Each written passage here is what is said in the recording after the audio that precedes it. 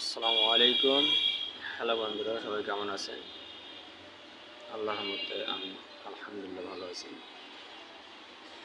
আজকে আমি ইংরেজিতে একটা গুরুত্বপূর্ণ সেন্টেন্স নিয়ে আলোচনা করব। আমরা বাংলায় বলি কোনো কিছু সময় হয়েছে, যেমন খাওয়ার সময় হয়েছে, পড়ার সময় হয়েছে, ঘুমানোর সময় হয়েছে, দেখার সময় হয়েছে।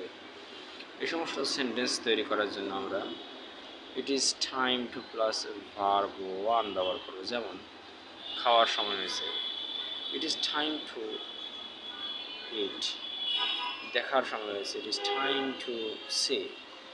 ক্লাসে যাওয়ার সময় হয়েছে, it is time to go to class. তাহলে বন্ধুরা,